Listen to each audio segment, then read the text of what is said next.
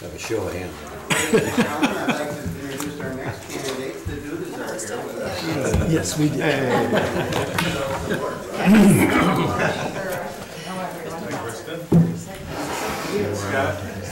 Mr. Duda, Mike, welcome. Come on, Caroline, welcome. You've never been in here? Mike. Hi, Mike. Hello. Twice. Just got to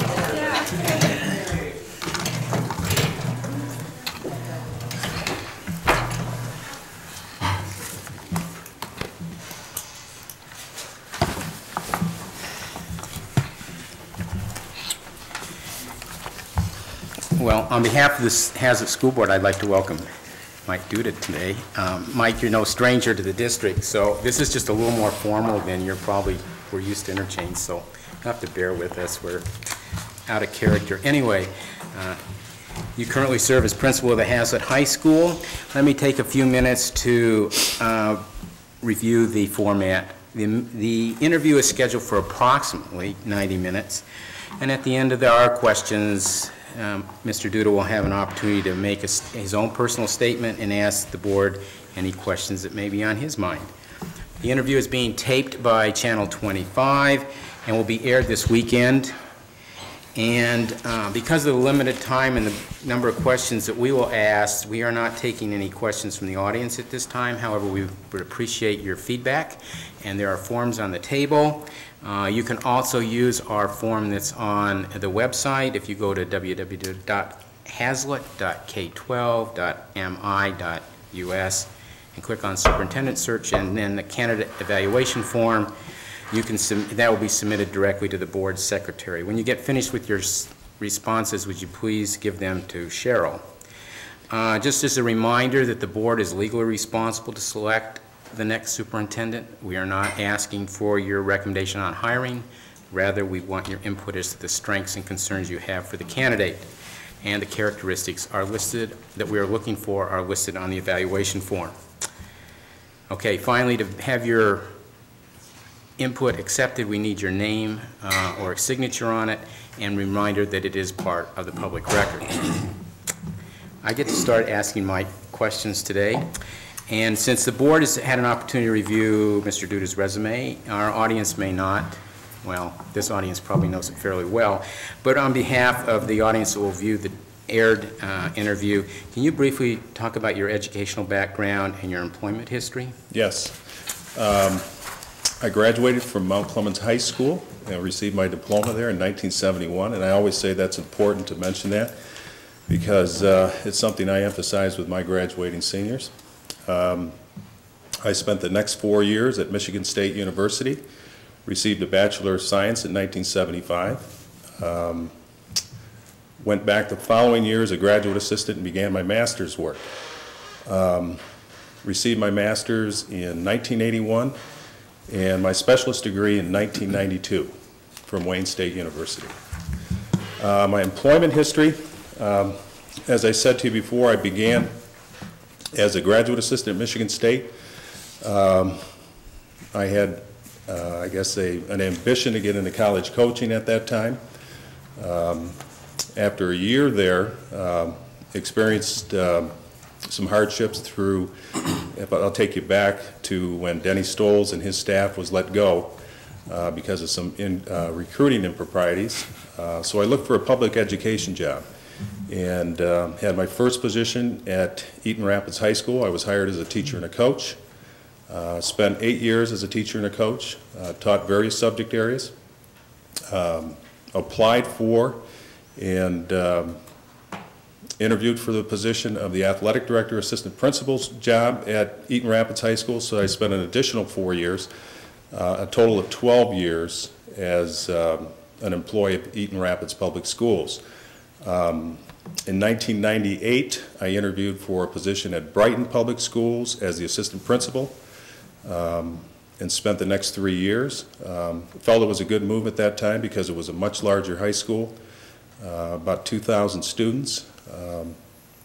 Was responsible of the dean of students as well, or was the dean of students as well as discipline, attendance, and most of the traditional jobs that assistant principals do. Had a great experience there, but was commuting from East Lansing every day. And we had our first child in 1991, Carolyn and I, and decided that I would look for a position closer to home. Applied for the position in Hazlet Public Schools as the athletic director in 1991, and did not receive the job, but was offered the position of assistant principal at the middle school, and accepted that position, spent 7 years at the middle school. In 1996, the enrollment at the high school was growing, and Bob Regan asked if I would move to the high school as an assistant principal to assist Tom King and Gunnar Johnson at that time. So gladly moved over to the high school and spent the next 6 months as the assistant principal, whereas Gunnar ended up taking the job at Lakewood Public Schools and applied for the principalship at the high school and have been the high school principal there for over 5 years now. And that's my career, in a nutshell, 28 years. Mike, I'm going to ask the second question. These are the questions that we're asking all, but you may be more familiar with some of these. Hazlet prides itself in being a progressive district. Tell us about how you have worked with others to develop new or creative ideas to advance learning opportunities for children.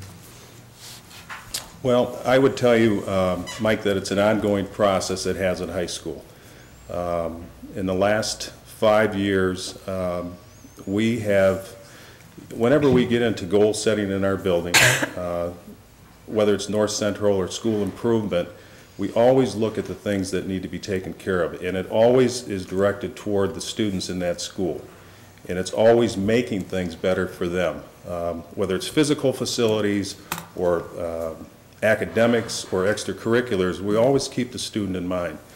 And so I would tell you that the programs that we presently offer the students at Hazlet High School are quality programs. They're things that we are constantly monitoring. It's an ongoing process for all of us as staff members. And so we feel like it isn't that we're going to rest on our laurels ever there. It's something that we have to pay attention to all the time. And we have a great reputation in the arts areas. We have a great reputation in the extracurricular athletics, and we do have a great reputation in terms of academics. So I would point to all those areas as being the strengths. Mike, can you give us some examples in which you've had several things that needed to be done at the same time and were of equal importance? And how did you handle that? Well, I think it's important, Bev, that you surround yourself with very competent people, and you have to be a good delegator. I think that's the one thing that I've learned over the last 6 years, is that I rely heavily and count on people to carry out tasks that I can't get my hands on all the time. And I have to, as a building principal, I have to prioritize the things that I need to do most immediately, and even though there are most immediate things happening as well, sometimes I have to rely on other people to help me with those things. And so I would tell you in the last 5 years I have gotten much better at delegating that responsibility, because I just can't do it all by you just can't do it all by yourself. Thank you. Mike, can you give us some examples of how your work experience qualifies you for superintendent of Hazlet Schools? Well, Charlie, I think that I've had every experience in the last 28 years in whether it's been in the classroom, not every experience, but a ton of experience, whether it's been in the classroom, whether it's been with athletics, whether it's been with extracurriculars, dealing with the public, dealing with parent concerns. I will tell you, as a building principal, I'm asked 1,000 questions a day, and literally 1,000 questions. And a lot of those things you have to pay attention to very closely, and some of those things sometimes you can let them go by for the most part. But I think that it's the experiences that I've had in all facets of my education, as well as my experiences in the classroom as an administrator, have prepared me for this job. Okay, thanks, Mike. And I'm confident of that. Mike, we're going to get on to business and the fiscal management of the district. I mean, as you are probably well aware, everybody in the state is having this concern. In the development of a budget, in which if you're the superintendent, you'd be in charge of that, what major roles or goals, major goals and objectives would you put into the budget as far as establishing a budget? Well, when I look at a budget, I believe you start off by looking at the previous year's budget and maybe even the previous year prior to that, and use that as a roadmap as to how things are going.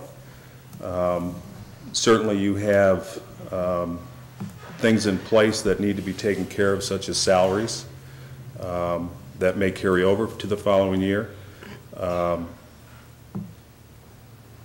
And then there may be some laws or could be special education, could be some other initiatives that are taking place in your district that you have to pay attention to, that you count into that budget when planning for that. And then I think what you have to do is sit down with key people in your district and determine what types of things really need to be scrutinized, and go through line items to determine whether or not it's truly going to benefit the students in that district. I think when you make decisions about budget, in most cases you have to consider, how does this affect kids? And if it doesn't, maybe those are things that you look at letting go. Just in a follow-up to that, sort of, I think you got into that during a period of declining revenue, which is with declining enrollment, that is declining revenue, and in this district, although it's relatively small declines, that we are experiencing that now. Explain how you determine the priorities or reallocate the resources in that atmosphere of declining. I mean, do you have any thoughts as far as where you with declining enrollment? With in a declining enrollment environment. Right.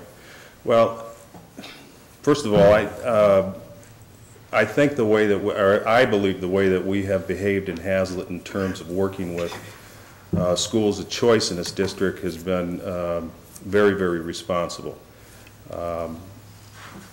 And over the years, I think with the guidance and leadership with Bob and in conversation with other administrators, we've established some guidelines as to how we're going to behave with that.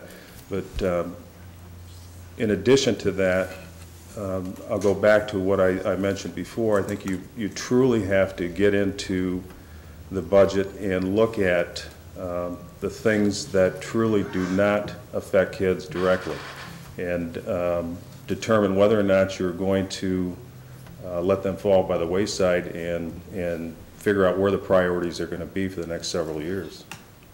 Good, thank you. It's my turn now, Mike. The collective bargaining process, could you give us some philosophy and experience that you've had with that? Well, I think it's important that when you get into collective bargaining, that you have key people sitting at the table that have the, I guess, the knowledge as to what is truly going on in their buildings. So I would tell you that it's crucial that you include principals, as well as a curriculum director and key people in your district, the finance director, that are going to be sitting at that table to determine what is truly accurate. And so I guess that would be my position, that when you sit down at a bargaining table, that you have the people that have an understanding of how your district works and be able to articulate that across the table, so that there isn't any misinformation that could be led along, I guess.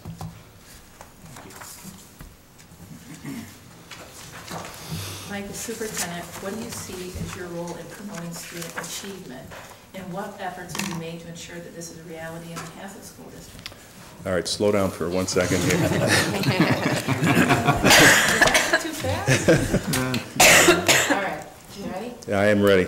As superintendent, Yes. what do you see as your role in promoting student achievement, and what efforts have you made to ensure that this is a reality in the Hazlet School District? Okay.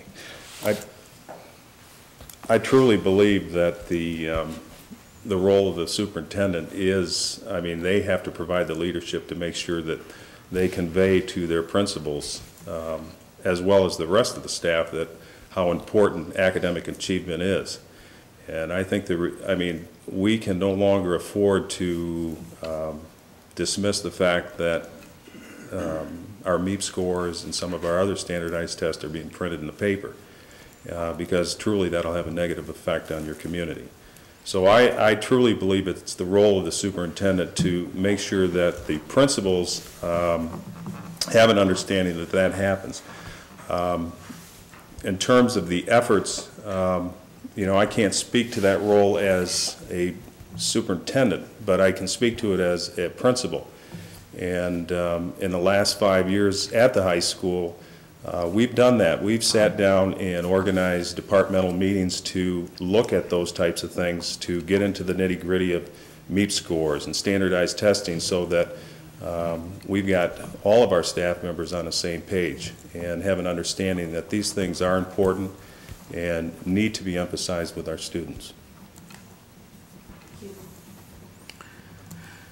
Mike, could you give some examples of the appropriate role or the potential for technology to enhance student instruction? The appropriate role for technology? Or the possibilities of technology to enhance student instruction? Well, I see in terms of technology, I see technology as being crucial right now for us to be competitive with other districts in the state of Michigan. I will tell you that I have a huge amount of respect for Jeff Casson and his crew right now in terms of the efforts that they have made just in the last couple of years in terms of improving our technology in our building. I know what it's done for our students. We are seeing students that are much better prepared entering the high school. It has forced us as a staff to up the ante for staff members to provide more intensive programs for our students. So I see it as crucial right now, district-wide, that we continue to provide the best possible technology and stay on top of that to be competitive with the surrounding mid-Michigan schools. Okay. I don't know if that answers your question. Well, that gets us started. Is there any specific examples you would emphasize where you've seen a real strengthening just besides the general? Well, I've seen the strength, frankly, I've seen the strengthening in this district at the elementary level as well as the middle school level. I mean, that's what my experience has been.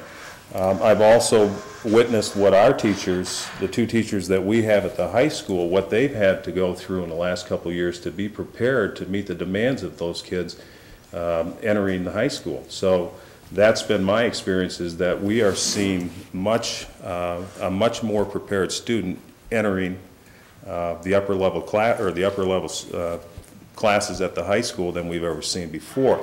But once again, it's not going to be satisfactory for us to sit on our hands and not be progressive and move forward, because I see technology moving so rapidly that it's something that we have to stay on top of. You know, and I'll give you an example. In my own office, I'll get back to my office this afternoon, I'm going to have 25 voicemails and another 50 emails. And we are bombarded right now with technology, and it's moving so quickly, and we need to prepare our students to be able to handle that, to stay competitive. So I think for all of us, we've seen a change in technology, and so that's just following up on that just a little bit further. How would you then evaluate the effectiveness of your technology to keep us competitive? How would you go about assessing the role of technology to keep us competitive? What are some of the strategies that you might use? Well, I used one just the other day. I had a half a dozen students that came back to my building from various colleges. They're freshmen in college now, and one of the things that I always ask freshmen in college when they come back to the high school is, how did we serve you as a student? And one of the things that I do ask is, how about your technology education at Hazlitt? Was that satisfactory? And you get varied answers, but One of the things that we have heard over the years is that we weren't doing a very good job in those areas, and we weren't staying competitive, but I will tell you that is changing. And I believe that we have gotten much better just in the last 2 or 3 years in that area than we've ever been before. And it's, you know, the feedback is coming primarily from students that have left and have gone on to the next level or are out in the working world that have given us that information. Mike, as you know, athletics and co-curricular activities are very important to our community and our students. Please share with us your philosophy and priorities on both. Okay. Well, and I'm going to relate this as a high school principal. The face of education is changing very, very rapidly. But I will tell you what keeps our students engaged in that high school is the extracurriculars. Those are the things that keep them coming back. I just talked to an 8th grade class the other day that are coming to the high school, and one of the things that I try to convey to them is it is crucial for you to be involved with something beyond the regular school day. It is not okay for you just to come here as a student from 7:45 in the morning, leave at 2:17 in the afternoon, and not be involved with something. Only because you find a disconnect. There is no connect. And if a student is simply coming to your building and not having opportunities, they never get connected to this community, and it doesn't feel very good to them. So I believe that those things are crucial to maintain. There are, as I said to you before, the face of education is changing, and students don't have to come to Hazlet High School to get an education. They could simply go online now. They could go through correspondence school. There are various ways that they can get an education, but as long as we continue to offer programs that provide an interest for students, that'll keep us competitive. Mike, what experiences have you had working with special needs students? Could you, relate some of them to us? Well, in 28 years, I've had a lot of experience with special needs students. I've never been a special education teacher, but I've also been a classroom teacher where students have been mainstreamed into it. I believe the things that we're providing for students right now in our district are the proper ways to do that. When I talk about mainstream, I'm talking about students into the general population with everybody else. They're not segregated, and they're offered the same kinds of opportunities, and they're made to feel that the same way a general ed student would feel. And I think that's important because it really does provide a sound climate in your building. And if you can provide an education to a special needs students and provide the support that they need and make them successful, then I think that we've done our job. I believe that that's an important way to do it. Have you been involved in developing any alternative methods to deliver services? Presently, we're looking at some different classes at the high school. I will tell you, in the last 2 years, and I won't take credit for this, but I will tell you that we have some gifted special education people working in our building, and under the guidance of Mike Kane, who's done a marvelous job, I might add. But looking at different ways to provide experiences, whether it's work experience, whether it's volunteerism, whether it's things that, real life skills that students are going to need to survive once they leave the 4 walls of Hazlet High School.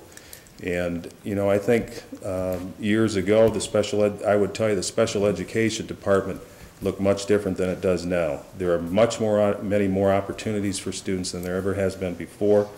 But I think there are sound opportunities that make sense once they graduate from high school. Thank you. Mike, this is sort of a long question, so I'll read it slowly, and if I have to repeat it again, I will. Have you ever been in a situation in which your knowledge of the student's needs and your knowledge of the capabilities of the district lead to a unique and beneficial action for the students.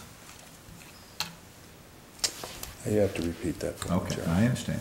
Have you ever been in a situation in which your knowledge of the student's needs, you know what the student needs, and your knowledge of the capabilities of the district have led to something unique and highly beneficial for the students? Yes. I had a student this year that came to myself as well as Bob Regan and was looking for an alternative education. Really wanted to spend the bulk of his day outside of Hazard High School because he had a plan in place. And I will tell you, when I first heard his proposal, I looked at it as less than positive, because I felt like it probably was not going to be in his best interest to do those things. And he pushed and prodded. And what he wanted to do was to spend the bulk of his day going to LCC and spending another portion of his day as an aide at one of our elementaries, and spending just about probably less than 2 classes at the high school.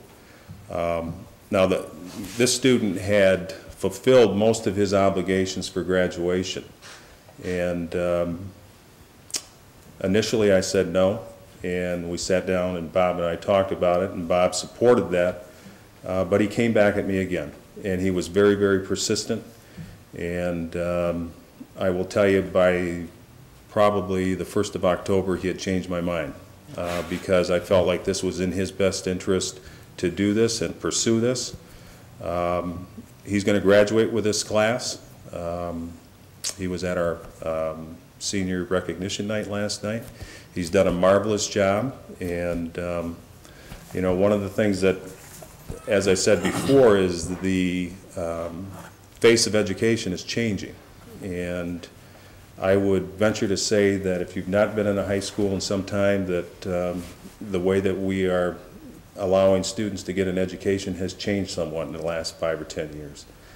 And so I think we always have to be open and receptive to different ways of allowing students to get an education, because one size does not fit all. Thank you. Along the same lines, Mike, sort of, can you give us an example or examples of how you have impacted either the knowledge, the skills, or some practice of one of your employees rather than your students, like you just mentioned a student? Something that you have done where you've impacted them to make a positive change, or something that's added something to your building or to your district, where you have directed one of your employees? Well, I hope I do that with all of my employees, and not just one.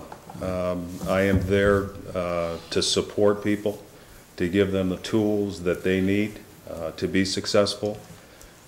When we hire teachers, we rely heavily that they're going to be professionals. And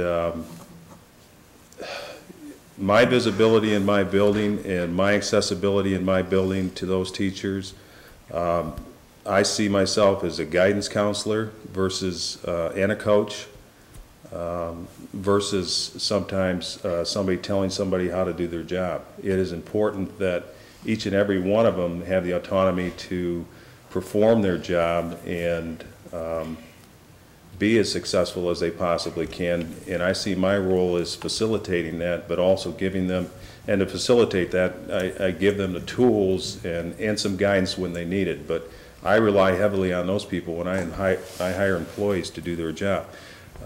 You know, TV25, Brian Town, who's done just a marvelous job, the art program, the journalism program, the English department. I mean, I can go right down the list of every department and tell you that there are many, many success stories. And so I see it as my responsibility to do that for all employees in my building. And it isn't just teachers, it's support staff, it's custodians, it's everybody that's employed there.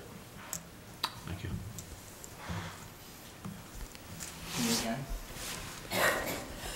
Michael, what would be your strategy about building a cohesive relationship with the board?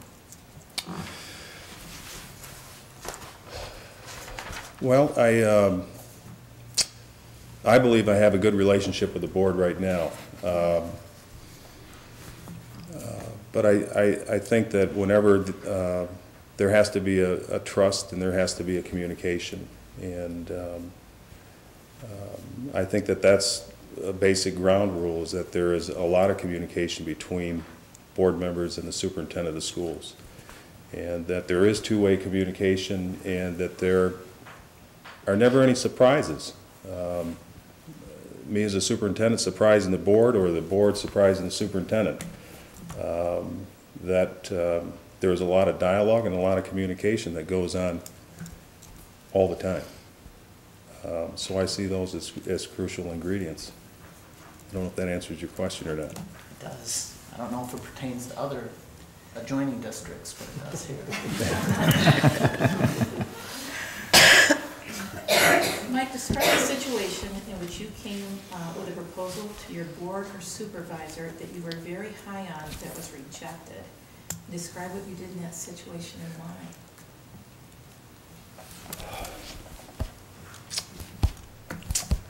Well, I can't think of an instance where that has happened to me. But I will tell you this. I think there is always a lot of communication and a lot of dialogue that goes on prior to any idea or any initiative that is brought before the board, so that there is enough support that you as a board have confidence that you can support it. So my answer to that is I've not had that experience in terms of bringing something to you as a board and you saying, no, I don't want that. But I'll give you an example. 4 years ago, I was very interested in pursuing a grant for a police officer at the high school. And Bob was supportive of that as well. But I will tell you that there were staff, there were community members that were less than thrilled about it. And after a great many, not a great many, but several meetings talking about this issue with different groups, it was determined that it was something that this community at that time was not supportive of, nor was the entire staff at the high school. And so it was an idea that never got to the Board of Education. So I think the strength of this district has been the fact that there's been a lot of dialogue and communication about issues or initiatives before they get to this level, and that there's some sound reasons why people bring them forward. And so I've not experienced the, no, we're not going to do this from the Board of Education. Yeah, I have a rather longer question too, so you're going to have to bear with it. Okay. The superintendent is a recognized leader of the district. I mean, you're aware of that. As such, leading through the vision and values of the district is imperative. Okay. Have you ever been in a situation in which you had to redirect the activities of others to be in accord with the district's vision and values, and how did you go about doing that?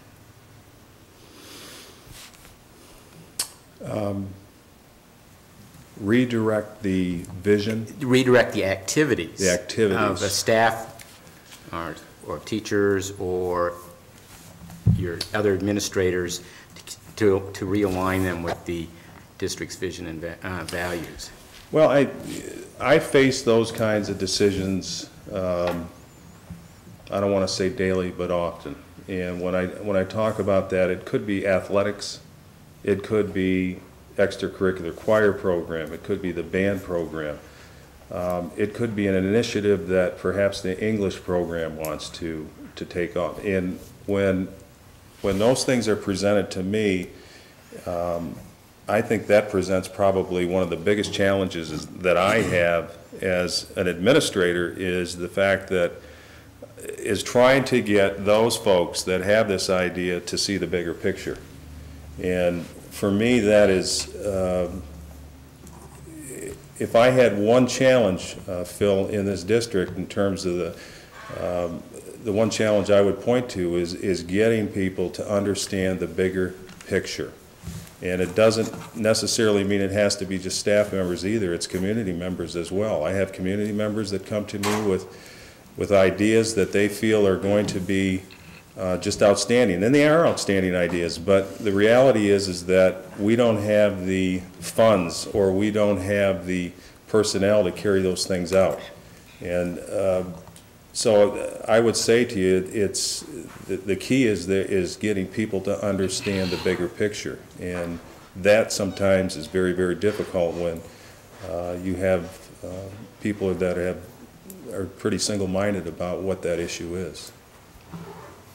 Okay. Okay, Mike, my question is, we're going to talk about infrastructure, buildings. Describe your experience in new construction, renovation, and building maintenance. Keep it short.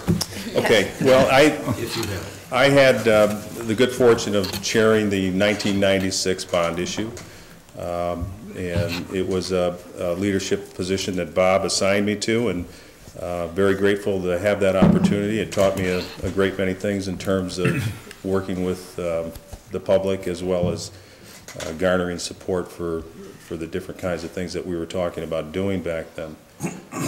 But as you know, in my building right now, we're living through some challenges. And when we embarked on this last one, I learned a great deal of things through that, including staff, including community, and even the students had a voice in what was going to happen there. So I understand the dynamics in terms of what you need to do to look at all aspects before you embark on this initiative, but it's, I will tell you, it's not without its challenges on a daily basis for us.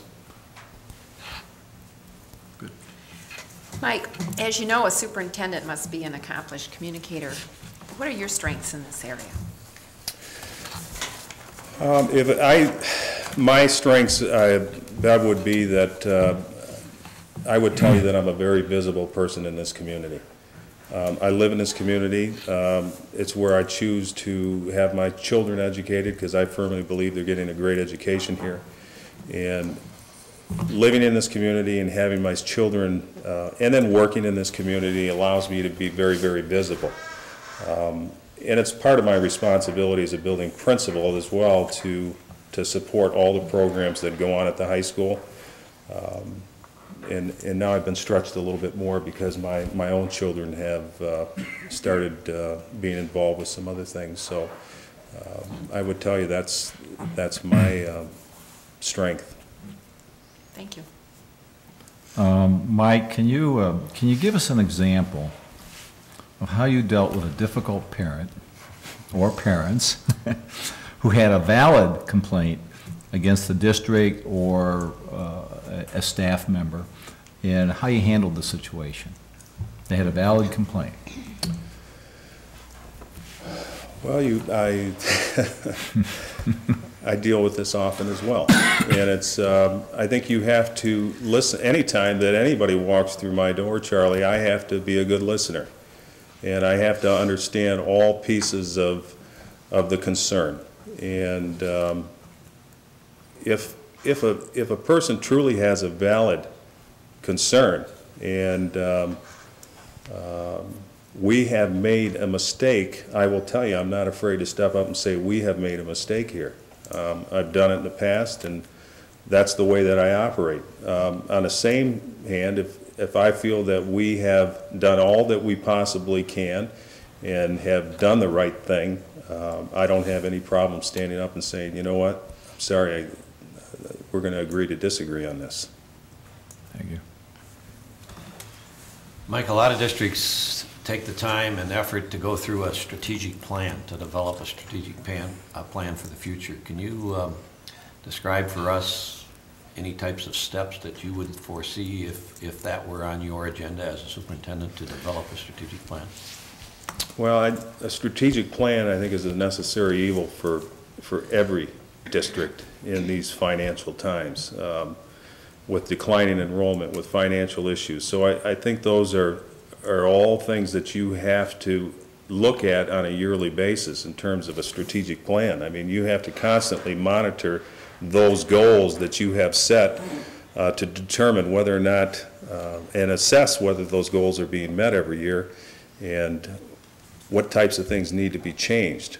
It isn't any different in my building as a high school principal when we go through that process it's an ongoing process, and it's not just something that you develop and then let sit on the back burner. It's something that you have to constantly pay attention to. I can tell you that when we sit down as a staff or even in departmental meetings, those are issues that we constantly have to go back and revisit to see if we're doing the types of things that we said we wanted to do, and again, assess what we've done. I think you've already planned. My follow-up portion would be to evaluate your progress. How do you go about doing that? I take it what you just said is the assessment or the evaluation? Absolutely, yes. Okay. Mike, could you give us some examples of building collaborative relationships within the community?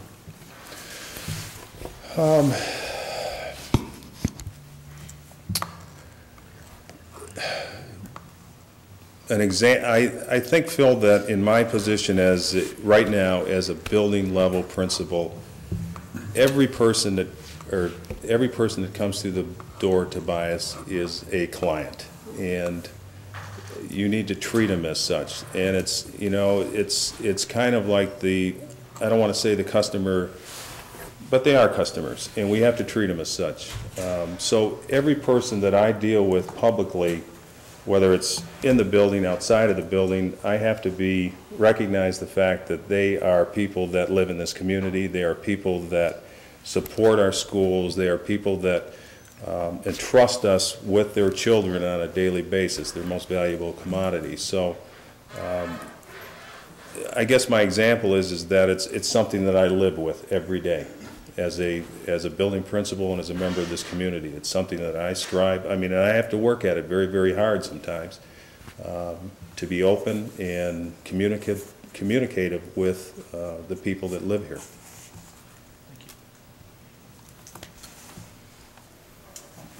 Mike, talk about what you do the first 100 days on the job, and what would you like to accomplish? The first 100 days on this job. The first thing, I want to get to know who the new business manager is. But I would tell you that I would spend a great deal of time with Bob Regan. And I'm talking about the first 48 hours. And the one thing that's nice about Bob living in this community and continuing to stay here is that I feel that I have a great relationship with him, and he's somebody that I can rely on heavily.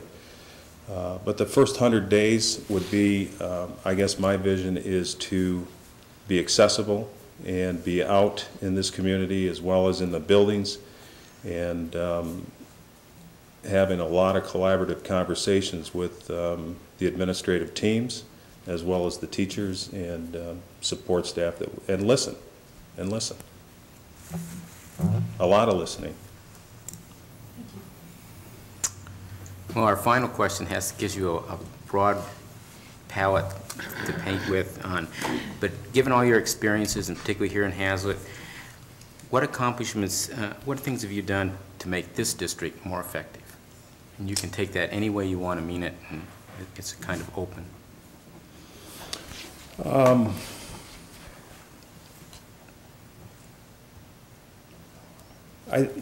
I believe that, well, first of all, I will tell you this is the third district that I've worked in. It is different here. It's different from the aspect the culture is different. And that has a lot to do with the leadership over the last 14 years. And I take my hat off to Bob and Gene Friends and Sharon Jones and some of the other people that I've worked with over the years, and I'm sure I've missed a few. But the culture here is different. And I kind of lost my train of thought here, Phil, but restate the question. I just, a lot of your accomplishments here, we know what you've done.